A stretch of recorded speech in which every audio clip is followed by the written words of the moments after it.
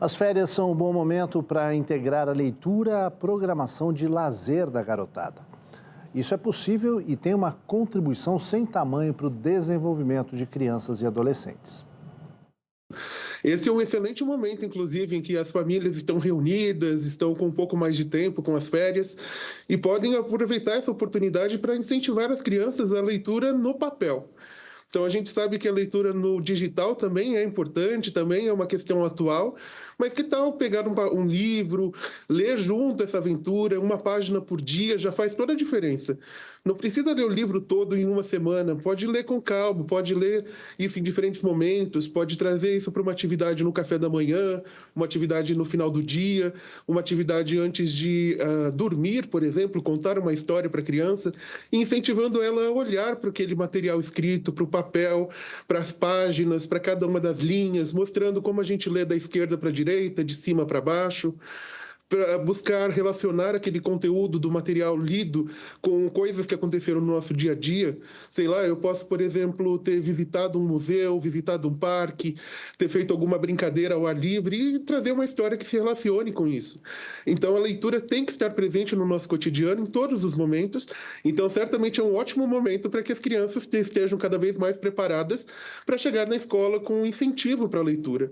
O incentivo para a leitura começa em casa, é no ambiente familiar que a gente começa a ter o gosto pela leitura, que vai ser expandido, obviamente, na escola. Você falou de dois tipos de leitura, a leitura no papel e a leitura na tela, a leitura digital, né? Qual é a diferença entre eles? Que tipo de conexões o nosso cérebro faz em cada uma delas? Nós ainda temos nós temos ainda relativamente poucas pesquisas que mostram exatamente a diferença no ponto de vista neurológico na leitura no papel e na leitura digital.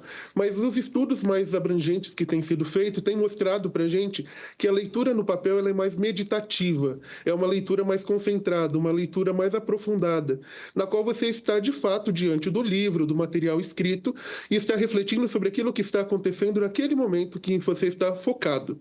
Agora, a leitura digital, ela costuma ser uma leitura mais rápida, por vários motivos, inclusive por facilidade mesmo no processamento das letras, mas, por outro lado, ela é uma leitura muitas vezes superficial, uma leitura que você divide a atenção entre o material que você está lendo e outros elementos da tela, figuras, imagens, hiperlinks, então acaba sendo uma leitura mais rápida em alguns momentos, para aqueles leitores que já são bons leitores, mas é uma leitura mais superficial e que não chega a grandes conclusões ou que não permite que você consiga fazer inferências sobre detalhes que estão presentes naquele material escrito.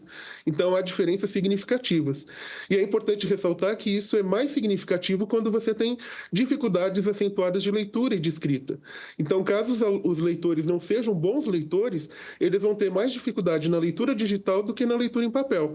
Na leitura em papel, eles vão poder acompanhar com o dedinho, vão poder checar uma palavra depois, o que não vai acontecer no digital.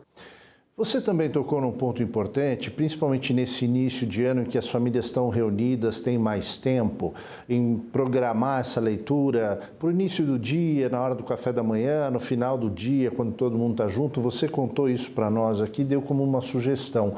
Dá a entender que a leitura pode ser um momento afetivo, para criar uma memória afetiva também com essa criança e, com isso, facilitar a adesão dela à leitura. É por aí? Com toda certeza, Aldo. É exatamente por aí. Nós chamamos isso de literacia familiar.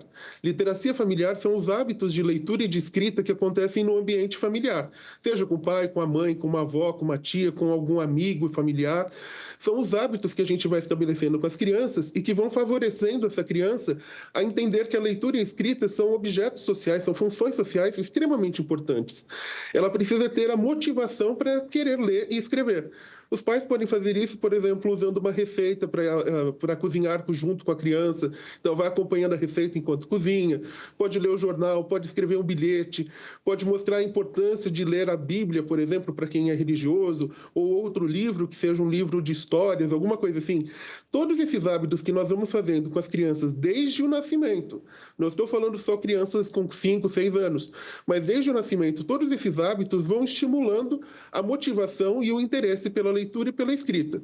Quando as crianças chegam na escola para aprender a ler e escrever, aos 6 anos, né, que é no ensino fundamental, esses hábitos que foram desenvolvidos no seio familiar vão ser cruciais para que essa criança veja a leitura e escrita como algo necessário, importante, interessante e que ela se motive a aprender. Do contrário, ela vai entender leitura e escrita como algo chato, como um castigo, uma punição, algo que ela não quer aprender.